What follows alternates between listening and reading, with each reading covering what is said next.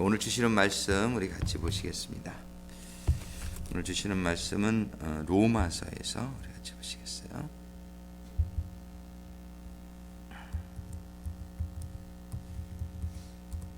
로마서 8장에 로마서 14장부터 볼까요? 로마서 14장 16절과 17절, 그 다음에 로마서가 아니라 요한복음 14장 16절과 17절 먼저 보고 그 다음에 로마서 보고 그렇게 하겠습니다. 먼저 우리 요한복음 14장 16절 17절 합독하시겠습니다. 내가 아버지께 구하겠으니 그가 또 다른 보혜사를 너희에게 주사 영원토록 너희와 함께 있게 하시리니 저는 진리의 영이라. 이는 저를 보지도 못하고 알지도 못함이라. 그러나 너희는 저를 아나니 저는 너희와 함께 거하시며 또 너희 속에 계시겠음이라. 그 다음에 8장 로마서 8장 13절 14절 두 절 같이 보겠습니다. 로마서 8장 13절과 14절 같이 읽습니다. 너희가 육신대로 살면 반드시 죽을 것이로되 영으로서 몸의 행실을 죽이면 살리니 무릇 하나님의 영으로 인도함을 받는 그들은 곧 하나님의 아들이라. 아멘. 잠깐 기도하시겠습니다. 아버지 하나님, 저희들 이번 주간에 성령님에 대해서 상고할 때에 10번째 주제로 저희들을 인도하시는 성령님이라는 주제를 가지고 저희들이 말씀을 받게 하여 주시니 감사합니다. 아버지 하나님, 오늘도 주시는 말씀을 통해서 저희들에게 늘 함께 하시며 저희들을 인도하시는 그런 성령님의 여러 가지 방법과 또 성령님의 그런 인도하심의 내용을 저희들이 좀 더 깨닫는 가운데에 정말 저희들의 모든 삶이 늘 성령님의 인도하심을 받는 가운데 하나님의 자녀로서의 삶이 이루어지는 저희들 되게 하여 주시옵소서. 예수님의 이름으로 기도드립니다. 아멘. 오늘 본문의 말씀 가운데 요한복음 14장 16절과 17절의 말씀에 주님께서는 이제 사역을 마치실 때에 약속의 말씀, 보혜사 성령님을 보내주실 걸 약속하고 계시죠. 내가 아버지께 구하겠으니 그가 또 다른 보혜사. 일단은 주님이 먼저 우리들의 보혜사라는 말은 파라클레이토스라는 그 그리거인데요, 돕는 자다 이런 뜻이죠. 영어 성경에는 이제 컴포터, 또 NIV에는 카운슬러 이렇게 해석이 되어 있어요. 또는 헬퍼 이렇게도 해석이 되어 있고요. 그런데 이 보혜사, 우리를 컴포터라는 건 위로자라는 뜻이죠. 위로하시고, 카운슬러 또 상담해 주시고, 또 헬퍼 도와주시는 그러한 보혜사 성령님, 한국말로는 보혜사로 우리 번역했죠. 그 보혜사, 또 다른 보혜사라는 건 주님이 먼저 된 보혜사시고 그 다음에 성령님을 지칭합니다. 그래서 그 보혜사는 보혜사를 너희에게 주사 영원토록 너희와 함께 있게 하시리니. 이 보혜사는 이제 주님은 이제 떠나셔야 되는 그런 입장에서 보혜사 성령님은 너희를 떠나지 않고 영원히 함께 계실 분이다 이렇게 얘기하고 계십니다. 그리고 저는 진리의 영이라. 세상은 능히 저를 받지 못하나니 이는 저를 보지도 못하고 알지도 못합니다. 그러나 너희는 저를 아나니, 성령님을 우리가 알게 된다는 것이죠. 알게 되나니 저는 너희와 함께 거하시며 또 너희 속에 계시겠습니다. 영어 성경에 보면은 He dwells with you and shall be in you. 그래서 전치사가 두 가지 다른 전치사가 사용되는 걸 볼 수 있어요. 너희는 저희와 함께, 저는 너희와 함께 거하시며 할 때 이 함께는 with라는 전치사를 썼어요. 이것은 우리가 주님의 보혈로 죄사함을 받기 전입니다. 그러니까 우리가 주님의 보혈로 죄사함을 받기 전에도 성령님은 우리와 늘 함께 계시는 분이라는 걸 보여주세요. 그리고 그런데 우리가 주님의 보혈로 거룩한 성령의 전으로 회복이 되게 되면은 또 너희 속에 계시겠습니다. 영어 성경에 보면 shall be in you. 여기에서 미래형으로 쓰고 있는 걸 볼 수 있어요. 그것은 아직까지 보혜사는 이 땅에 오시기 전이다라는 것을 보여주고 있죠. 그래서 우리 주님께서 이제 그 성령님이 오시기 위해서는 내가 죽고 하늘나라에 올라가야지만 성령님이 오신다. 이렇게 또 좀 더 구체적으로 16장에서 말씀해 주시고 있어요. 이렇게 주님께서 약속하신 성령님이 이 땅에 오셨는데 오순절날 오신 다음에 로마서 8장에 보면은 이런 말씀을 주시고 있어요. 너희가 육신대로 살면 반드시 죽을 것이로되. 우리의 삶이 두 가지의 삶이 있음을 볼 수 있어요. 우리에게는 크게 육신과 우리의 영으로 나누어질 수 있는데, 육신을 쫓아 살면, 영어 성경에 보면 You live after the flesh. 육신을 따라 살면 반드시 죽을 것이로되. 성경에 보면 You must die라는 이 단어를 쓰죠. 우리가 기억하는데 아담에게 내가 그 선악과를 따먹으면 내가 정령 죽으리라. 그때 surely die, must die. 그래서 우리가 죄를 짓게 되면은 죽게 될 것을 말씀하시고, 또 우리 로마서에서는 육신대로 살면 죽을 것이다. 우리는 삶이 두 가지 종류. 하나는 우리의 육신의 소욕을 따라 사는 삶이 있어요. 육신의 소욕을 따라 사는 사람들은 삶의 관심이 거의 육신적인 것에 있죠. 내가 무엇을 먹느냐, 또 무엇을 입느냐, 또 이 세상에서 무엇이 되느냐, 여기에 모든 세상적인 육체적인 보이는 것, 이런 데 관심을 가지는 것은 육신의 삶이에요. 근데 이렇게 살면은 반드시 죽을, You must die. 이 세상에서는 그래야 살 것 같으나 영적으로는 영원히 죽게 될 것을 분명히 성경은 얘기하고 있습니다. 그러나 But if you through the Spirit do mortify the deeds of body. 내가 영으로서 몸의 행실을 죽이면, 영으로서 몸의 행실을 죽이면 살리니 무릇 하나님의 영으로 인도함을 받는 그들은 곧 하나님의 아들이라. 그래서 우리가 하나님의 영으로 인도함을 받는 삶이 있고, So as many as are led by the Spirit of God, these are sons of God. 이렇게 얘기하고 있어요. 우리는 성경이 지금 육신을 따라 사는 삶이 있고 영을 따라 사는 삶이 있는데, 우리들의 삶을 늘 점검하는 가운데 이 삶이 한 번 영으로 따라 산다고 해서 매일 그렇게 되면 얼마나 좋겠어요. 근데 그렇지가 않단 말이에요. 우리가 육신을 가지고 있는 가운데, 육신이 죽기 전에는 육신의 소욕은 늘 있다는 것을 우리가 기억할 수 있게 되기를 바랍니다. 그래서 이 전쟁은 육신과의 전쟁이에요. 우리의 전쟁은 육과의 전쟁.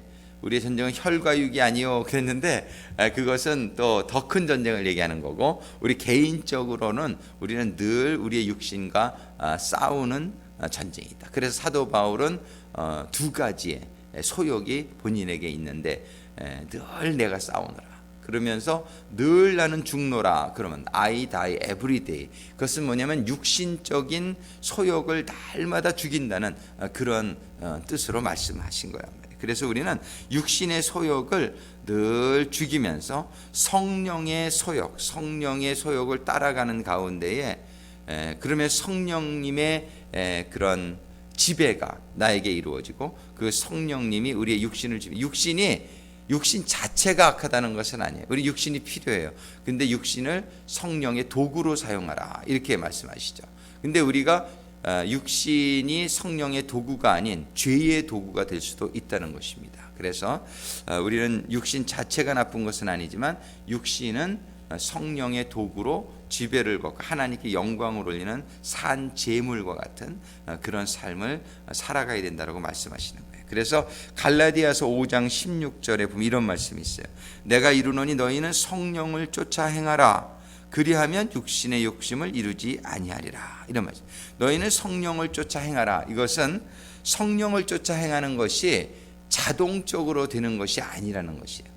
하나님 우리들에게 자유의지를 주셨고, 우리의 자유의지를 사용해서 하나님은 신명기서 30장에서도 분명히 말씀해 주듯이 우리 앞에 생명과 사명, 그 다음에 복과 저주를 다 두셨다라고 말씀하세요. 근데 하나님이 원하시는 것은 우리들이 사망을 선택하는 것이 아니라 생명을 선택하고 저주를 선택하는 것이 아니라 복을 선택하라고 말씀하시는데, 그 방법은 하나님의 말씀에 순종을 하면 너희들이 생명과 복을 받게 될 것이요, 하나님의 말씀에 불순종을 하게 되면 사망과 저주를 받게 된다라고 말씀하십니다. 우리에게는 이 선택이 있는 것이에요. 이 선택을 우리들이 좋은 선택을 내리는 것이 그래서 참 중요한 것입니다. 어제도 어떤 청년하고 이렇게 상담을 하는 가운데에 그런 얘기를 해요. 하나님 말씀대로 사는 게 좀 어렵지 않습니까? 그래서 자기는 그런 생각이 든다는 거예요. 그냥 쉽게 살아버리지. 그냥 이렇게 정말 하나님 말씀대로 사는 것은 참 여러 가지 절제를 해야 되고, 뭐 마약도 하면 안 되고, 도박도 하면 안 되고, 하나님 말씀대로 살려면 말도 막 하면 안 되고, 이런 여러 가지 절제할 내용들이 있는데, 때로는 자기가 그런 생각이 든다는 거예요. 그냥 쉽게 그냥 나 이렇게 살다가 죽어도 I'm okay, 그런 생각이 든다는 거예요. 그냥 이렇게 세상적으로 마음대로 편하게 이렇게 살지 내가 왜 이렇게 어렵게 살아야만 되나, 이런 생각을 하게 될 때가 있다는 거예요. 그런 얘기를 해줬어요.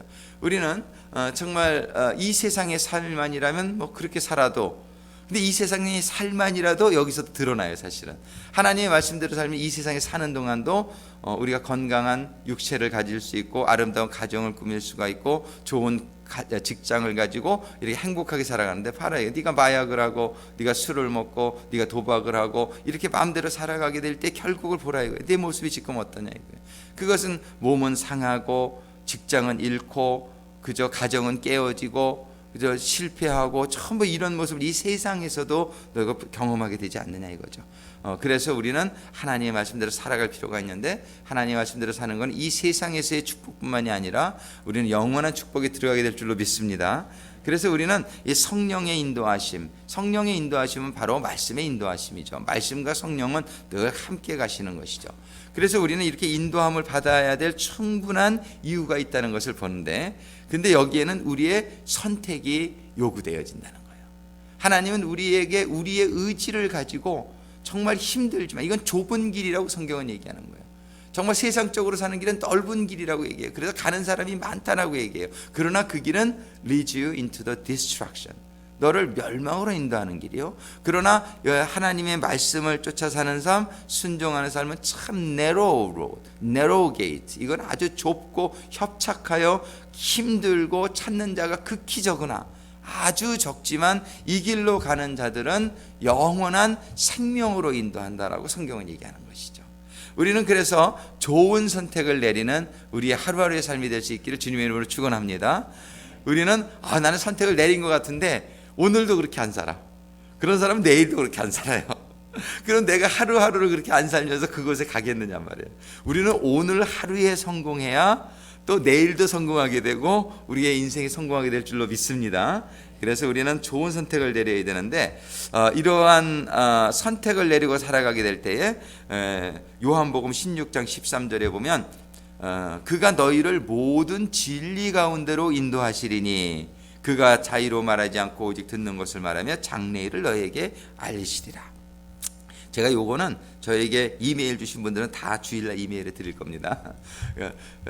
여러분들 진리의 성령이 오시면 우리를 모든 진리 가운데로 인도하신다는 거예요. 모든 진리 가운데로. 또 이 성령이 우리들에게 임하시면은 성령님은 우리들에게 이렇게 일을 주시고 지시하시고 그래요. 사도행전 13장 4절에 보면 두 사람이 성령의 보내심을 받아 실루기아에 내려가 거기서 배 타고 구브로에 가서 이렇게 성령이 보내시기도 하고, 성령이 이렇게 인도하심을 받게 되면 또 사도행전 16장 6절에 보면 성령이 아시아에서 말씀을 전하지 못하게 하시거늘, 성령님이 때로는 어떤 게 막는 게 있고 성령님이 어디를 또 보내는 데가 있고 그러는 걸 볼 수 있어요. 또 성령님은 사도행전 13장 2절에 볼 것 같으면 주를 섬겨 금식할 때에 성령이 가라사대 내가 불러 시키는 일을 위하여 바나바와 사울을 따로 세우라.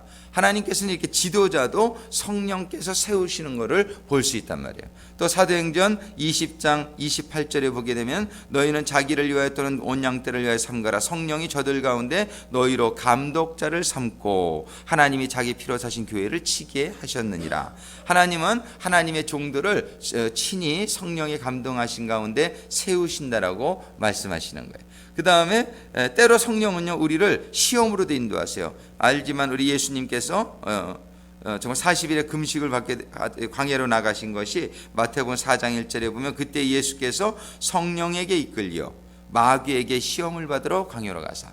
때로 하나님은요 우리가 마귀에게 시험을 받는 가운데로도 인도하신다는 것을 성경은 얘기하고 있습니다. 하나님이 어떻게 마귀에게 시험을 받게 하시나? 시험을 받게 하십니다. 성경이 그렇게 얘기하시고 계시고 또 주님도 그런 시험을 받았다는 사실을 우리가 기억하면서 어떤 일을 당해도요, 아니 하나님이 어찌 나에게 이런 일을 당하게 하시나? 그런 얘기 우리 하지 않을 수 있게 되기를 바랍니다. 하나님이 마귀에게도 시험 받게 하신다라고 성경은 기록하는 거예요. 그래서 우리는 어떤 일을 당해도요 하나님의 섭리 가운데 있다는 것을 우리가 인정할 수 있게 되기를 바랍니다. 그래서 그것도 우리가 감사할 수 있는 것이 진짜 큰 믿음일 줄로 믿습니다. 우리는 좋을 때만 할렐루야가 아니라 우리가 고난을 당할 때도 어려운 일을 당할 때도 우리는 할렐루야를 할 수 있게 되기를 바라요. 왜냐하면 하나님은 살아계시고 하나님은 온 만사를 주관하시는 가운데 있으시기 때문에 하나님이 관장하지 아니하시는 일은 아무것도 없다라는 그런 가운데 우리가 절대로 하나님을 원망하지 않을 수 있게 되기를 바라고, 그런 일들 상황 가운데 그런 일들을 원망하지 말고 단지 하나님이 의도하시는 게 있단 말이에요. 하나님이 의도하시는 것은 뭐냐 하면은 그러한 어려움과 고난 중에서도 우리는 하나님의 계시를 받아가며 하나님의 인도하심을 받아가며 하나님의 그 뜻대로 우리가 순종하는 가운데에 우리가 모든 그런 시험을 이겨나가는 가운데 하나님 우리가 좀 더 강건하고 또 주님을 닮은 그런 하나님의 자녀로 세워지기를 원하시는 줄로 믿습니다. 하나님은 우리를 인도하시는데 여러 가지 방법으로 하세요. 사도행전 2장 17절에 보면 하나님이 가라사대 말세에 내가 이 성령님의 충만한 것은 이 말세, 지금으로 말하면 2000년 전이지만 하나님의 전체 역사로 볼 때는 그때부터가 말세의 시작이라는 걸 알 수 있어요. 근데 그 오순절날 사도행전 2장에 나오는 그 오순절날 이전에는 이 성령의 내재하시는 역사는 아직 임하지 않았다는 거예요. 근데 그렇게 말세의 영으로 임할 거를 요엘서 2장 28절에 보면 이렇게 예언하고 있는 거예요. 내가 말세에 내 영으로 모든 육체에게 부어주리니 너희의 자녀들은 예언할 것이요 너희의 젊은이들은 환상을 보고 너희의 늙은이들은 꿈을 꾸리라. 이런 말씀을 주세요. 그래서 우리는 지금 우리가 살고 있는 게 지금 말세란 말이에요. 말세 중에서도 말세라 우리는 그래서 말세 지말이다 이렇게 얘기를 하는데, 이 말세에 하나님이 약속하신 그 성령의 충만함이 있다는 거예요. 내가 내 영으로 모든 육체에게 부어주리니, 여기에서 이 모든 육체라는 것은 에브리바디라고 얘기하시는 것은 아니죠. 하나님께서 여기서 모든 육체라는 것은 누구든지 믿음을 가진 자를 말씀하시는 거죠. 누구든지 믿음을 가진, 누구든지 이 성령의 충만함을 사모하는 자들은 부어주시리라고 약속하시는 거예요. 그래서 성령의 충만함을 받으면 어떤 일들이 일어나냐면은 너희의 자녀들은 예언할 것이요, 예언하는 일들을 잘못 예언하는 일들이 많아요. 왜냐하면 이 사단의 역사는 전부 뭐냐면 진짜를 혼동시키는 것이 사단의 역사입니다. 예를 들어서 롤렉스 시계가 있는데 가짜 롤렉스 시계가 많이 나온단 말이에요. 그래서 저게 진짜인지 아닌지 우리가 구별해야 돼. 좋은 거는 전부 가짜가 있어요. 근데 별로 안 좋은 건 가짜가 없어요. 예를 들어서 몰몬교 가짜 없어요. 이런 거. 그러니까 이렇게 우리가 이게 밸류가 없는 건 가짜를 안 만들어요. 근데 밸류가 있는 건 가짜를 만들어요. 그러니까 하나님의 은사 이런 건 가짜가 많은 주는 것을 우리가 알 수 있게 되기를 바랍니다. 교회도 가짜가 많아요. 목사도 가짜가 많아요. 이런 가짜가 이 가짜가 있는 것은 진짜는 이게 정말 이게 좋은 거구나 이렇게 우리가 예상할 수 있게 되기를 바라요. 그렇죠? 우리가 항상 제가 얘기하지만 이런 밸류 없는 시계를 가짜로 만들진 않아요. 좋은 것만 가짜로 만들어요. 그래서 우리는 기독교만 유난하게 이단이 많아요. 다른 종교는 이렇게 이단이 없어요. 왜냐하면 기독교는 진짜이기 때문에 그래요. 은사들이 참 가짜 은사가 많아요. 사람들이 방언을 갖다가 이렇게 좀 꺼려하는 이유가 뭐냐면 귀신 방언이 있어요. 그래가지고서 이 방언을 하면서 이렇게 미치는 사람들이 있어요. 그러니까 사람들이 방언에 대해서 좀 이렇게 거리를 아예 안 받는 게 낫겠다. 이 예언의 은사도 그래. 예언은 얼마나 하나님이 주시는 은사고 너무나 귀한 은사인데 가짜 예언이 참 많아요. 그래서 많은 사람들을 미혹하는 그런 예언. 그 점쟁이들도 어느 정도는 조금 알잖아요. 이 점쟁이들이 귀신의 영이 임한 사람들 아니에요. 이 교회 다니는 사람들에게도 잘못하면 귀신의 영이 임하는 경우를 저는 많이 봅니다. 그래가지고 조금 맞춰요. 그러니까 사람들이 혹해요. 혹해가지고 가서 보면은 결과적으로는 아주 자기네들의 어떤 세상적인 그런 욕구를 채우고자 돈을 요구하고, 하나님의 은사는 전부 풀이어야 되는 것을 우리들이 꼭 기억할 수 있게 되기를 바랍니다. 거저 받았으니 거저 주어라지 하나님의 은사는. 근데 하나님의 은사를 사용하면서 돈을 요구해? 이건 잘못된 거예요. 이거는 something wrong이다 생각하시면 돼요. 그러니까 옛날에도 이렇게 은사가 나타나는데 살짝 사단이 들어가 가지고서 돈을 받게 해가지고 부자가 되고 그랬던 사람이 죽었더니 천국에 갔는데 하나님이 내가 너를 모른다 그러셨다 그러죠. 그래가지고 그분이 깨어나 가지고 온 재산을 다 팔아서 다 바치고, 예? 그런 분을 우리가 알고 있단 말이에요. 이렇게 우리가 하나님의 은사를 처음엔 받았음에도 불구하고 나중에 이 악령이 역사해 가지고서 돈을 받게 하고. 그러니까 여러분들이 그걸 잘 구분하세요. 누가 돈을 원한다, 이 사람은 no, 이건 아니다. 아무리 저 사람이 말하는 게 성경의 말씀을 하고 아무리 좋은 나에게 감동을 줬다 할지라도 저 사람이 원하는 것이 돈이었다라는 것이 발견되면 그 자리에서 끊을 수 있게 되기를 부탁드립니다. 우리가 이게 성경에, 그래서 진짜 하나님의 그런 종들은 어디 가도 사례비를 안 받아요. 그리고 자기 돈으로 다니고 하나님이 주셨는데, 예. 근데 꼭 이 돈을 밝히는 부흥사나 이런 사람들이 있단 말이에요. 절대로 그런 사람들은 일단은 여러분들이 경계하시게 되기를 바랍니다.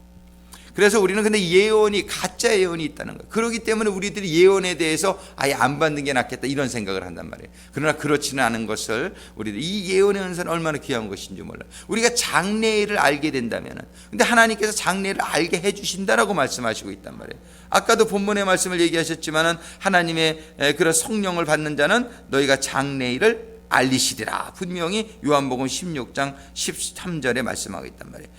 장래일을 너희에게 알리시리라. 그래서 이런 예언의 은사는 반드시 있다는 것이에요. 우리는 이 예언의 은사를, 그런데 잘 하나님이 주시는 예언의 은사를 받아야 되고, 그거를 잘 사용하게 될 때에 우리들의 삶이 예비할 수 있단 말이에요. 우리가 어떤 일이 일어날 것을 예상하니까는. 우리 교회적으로도 예언이 임하게 될 때에 우리 교회에 큰 덕이 된다라고 성경은 얘기한단 말이에요. 주로 방언의 은사는 개인적으로 덕이 돼요. 방언의 은사는 개인적으로 기도의 은사입니다. 그래서 방언 기도를 하게 되면은 여러분들이 오래 장시간의 기도와 또 깊은 기도에 들어가는 데에 아주 도움이 된단 말이에요. 꼭 방언의 은사를 받아야만 된다고 하는 것은 아닙니다. 여러분들이 말씀을 하는 기도도 깊은 기도에 들어갈 수 있지만 방언 기도가 그런 도움이 된다는 것이에요. 그래서 방언 기도는 너희의 스스로를 edify 시킨다. edify yourself. 성경은 이렇게 얘기하고 있어요. 스스로의 덕을 세우고, 예언 기도는 그러나 교회의 덕을 세운다. 이렇게 말씀합니다. 그래서 이렇게 크게 예언을 받아 성장하는 교회들 보면은 그런 목사님에게 그런 환상으로, 비전으로, 예언으로 교회가 어떻게 성장할 걸 보여주죠. 근데 이걸 한번 보게 되면은 확실한 믿음이 생겨요. 이런 예언이 이렇게 임하게 되면은 하나님께서 그런 주신 그 환상이 늘 기억이 나는 가운데 이거는 분명히 이루어질 것이라는 그런 그 안봉과하고 큰 차이가 있단 말이에요. 그리고 이 본대로 되어져 가는 것을 보게 될 때에 정말 우리의 삶 가운데에 굉장히 힘이 나고, 지금은 힘들지만 하나님이 보여주신, 하나님 말씀하신 예언이 나에게 반드시 이루어질 거야. 이런 믿음이 생겨지는 가운데 우리가 많은 격려를 받게 되어 있단 말이에요. 너희의 젊은이들은 환상을 보고 너희의 늙은이들은 꿈을 꾸리라. 이것이 전부 우리들이 앞으로 되어질 일들을 우리들에게 계시해 주시는 성령의 방법들이란 말이에요. 또 성령님께서는 사도행전 그래서 19장 6절에 보니까 바울이 그들에게 안수하매 성령이 그들에게 임하심으로 방언도 하고 예언도 하니. 우리는 이렇게 영적으로 굉장히 좀 이렇게 어떻게 보면은 미혹을 받아가지고 사람들이 이런 얘기를 하면은, 방언을 하고 예언을 하면은 지금도요 그런 거에 대해서 굉장히 거부를 하며 이상하게 생각하는 경향이 있는 교회들이 많습니다. 어떻게 보면은 더 많아요. 이런 영적인 은사를 사모하는 교회보다. 근데 성경은 분명히 사도 바울이 그들에게 안수함에 성령이 그들에게 임하심으로 방언도 하고 예언도 한다라고 말씀하셨어요. 성령이 임할 때의 표적으로서 이런 일들은 나타나고 있음을 분명히 성경은 얘기하고 있단 말이에요.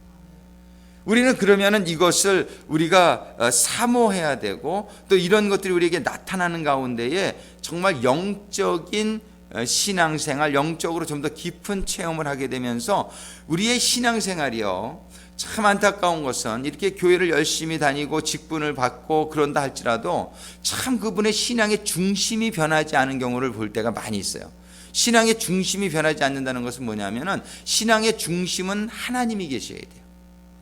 신앙의 중심은 God-centered life가 되어야 되는데 아직까지도 self-centered life인 경우를 많이 보게 된단 말이에요. self-centered라는 것은 내가 기도하고 내가 신앙생활하는 그 말은 그렇게 안 해요. 겉으로는 굉장히 나는 하나님을 위해서 한다라고 얘기를 해요. 그러나 그 사람의 마음 가운데는 자기가 더 중요한 거예요.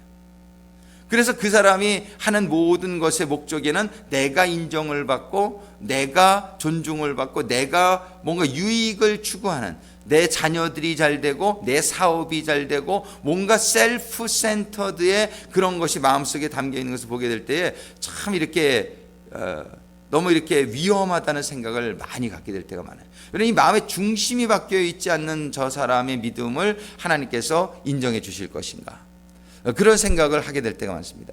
우리는 우리의 중심이 바뀌어야 돼요. 중심이 바뀌어서 하나님 중심의 신앙생활. 정말 내가 무엇을 하든, 내가 사업을 하더라도, 내가 공부를 하더라도, 내가 무엇을 하더라도 이것은 어떤 나의 편안함이나 내 가정의 안이나 이것을 하는 게 아니라 내가 하나님의 이름을 거룩하게 하기 위해서, 내가 하나님께 영광, 이런 중심을 가진 사람은 절대로 하나님에게 누가 되는 일을 하지 않습니다. 절대로 하나님의 교회에 해가 되는 일을 하지 않아요. 근데 자기가 중요한 사람은 이렇게 교회에서 좀 안 좋은 일을 당하게 되면은 교회를 흔들어요. 이 교회를 어렵게 만들어요. 이거는 이런 경우를 너무나 많이 봐요. 우리가 정말 이 사람의 중심에 무엇이 있었나. 그래서 교회의 중심에 하나님을 사랑하고 주님의 몸된 교회를 사랑하는 사람은 교회를 떠나더라도 조용히 떠납니다. 물론 좋게 떠나는 경우는 좋지만 이렇게 안 좋게 떠날 때라도 교회만큼은 그대로 주님이 그거는 관장하시는 교회니까 교회를 보호하고 하나님의 명예를 보호하는 가운데에 최대한도로 이렇게 그걸 보호하고자 하는 그 중심이 마음에 있는 것이에요. 그래가지고 좀 안 좋은 일은 개인적으로 얘기하죠. 개인적으로. 목사님이 잘못된 게 있으면 목사님을 개인적으로 찾아서 얘기하죠. 근데 이 중심이 자기에게 있는 사람은 개인적으로 얘기하지 않고 다른 사람들에게 막 소문을 퍼뜨리고 안 좋은 그런 일들을 만들어 가지고서 그 목사님이 어려워지게 하고 교회가 어려워지게 하는 것은, 이거는 중심이 어디에 있느냐를 우리가 생각해 보게 되는 문제란 말이에요. 우리들은 정말 우리의 중심에, 우리의 신앙생활의 중심이 하나님에게 있게 되기를, 또 우리의 주님의 몸된 교회를 사랑하고 하나님의 사역들을 사랑하는 가운데 나는 죽어져도, 내가 비록 오해를 받았다 할지라도, 내가 비록 죽어진다 할지라도 하나님의 이름만큼은, 교회만큼은 보호되어지고 이름이 거룩히 여김을 받고 영광을 받도록 우리가 사용되어지는 그런 삶을 살게 될 때에 하나님께서 참으로 기뻐하시고 그들의 삶을 축복해 주실 줄로 믿습니다. 우리는 정말 이렇게 우리들의 삶의 중심에 무엇이 있느냐, 우리가 지금 사도 바울이 안수함에 성령이 그들에게 임하심으로 방언도 하고 예언도 하고 성경이 이렇게 얘기를 했으면은 현상적으로는 많은 가짜 방언이 있고 가짜 예언이 있고 그런 걸로 인해서 많이 이렇게 두려운, 좀 이렇게 좀 불미스러운 일들이 일어나는 걸 본다 할지라도 우리들은 성경에서 말씀해 주시는 이것을, 순수한 그런 방언과 예언과 영적인 일들을 사모할 수 있게 되기를 우리는 또한 원하는 것입니다. 그러는 가운데 진짜 우리의 신앙생활이 어떤 그런 논리적인, 상식적인 그런 좀 이렇게 말이 되는 그런 신앙생활이 되기보다는 영적이고 정말 하나님 중심적이고 정말 이렇게 하나님의 성령의 인도하심을 받는 그런 신앙생활이 되어지기를 간절히 소망하는 것입니다. 그래서 사도행전 10장 19절에도 보면은 베드로가 그 환상에 대해 생각할 때에 성령께서 저더러 말씀하시되, 이 환상을 주신다. 고넬료에게도 꿈을 주시고 베드로에게도 환상을 주시고, 또 마태복음 2장 12절에 보면 꿈에 헤로데게로 돌아가지 말라 지시하심을 받아 이 예수님의 그 육신의 그 아버지 역할을 했던 요셉에게 꿈에 성령이 나타나서, 그때는 성령을 충만함 받기 전임에도 불구하고 이런 일들이 일어날 수 있단 말이에요. 믿지 않는 사람들에게도 성령님은 역사하실 수 있어요. 그 안에 내주하시지는 못하지만 성령님이 우리 믿기 전에도 성령님이 역사 아니하셨으면 사실은 우리가 이 자리에 있겠느냐 말이에요. 우리가 이렇게 교회로 인도함을 받고 또 이런 모든 것이 우리와 함께 하시는 성령님, 내주는 아니지만 우리와 함께 하시면서 때로는 음성도 주실 수가 있어요. 때로는 우리에게 꿈을 주시기도 하셔요. 그래서 이러한 성령의 인도하심 가운데에 우리들이 살아갈 수 있게 되기를 바랍니다. 그래서 오늘 우리는 정말 이번 주간에 우리를 인도하시는 성령님에 대해서 말씀했는데, 이건 너무나 중요한 것이, 우리가 성령의 인도하심을 받고 있느냐, 아니면은 우리가 육신의 어떤 그냥 내 지식에 어떤 세상적인 관습이나 문화에 따라서 내가 아직도 살고 있는 것은 아니냐, 이 두 가지를 우리가 구별할 수 있게 되기를 바랍니다. 그래서 우리가 늘 기억해야 될 것은, 정말 기도하는 가운데에, 말씀 보는 가운데에 이런 성령의 인도하심과 또 세상의 이런 인도를 구분하는 가운데 우리가 성령님의 인도하심을 우리가 깨닫고 그 인도하심에 순종하는 가운데 하나님의 아들로서 정말 성령이 인도하시는 그러한 모든 진리 가운데로 인도함 받고 생명 가운데로 인도함 받는 우리의 신앙이 되어지기를 간절히 소망합니다. 이 시간에 우리 오늘 주신 말씀을 생각하면서 잠깐 우리 통성으로 기도하겠습니다.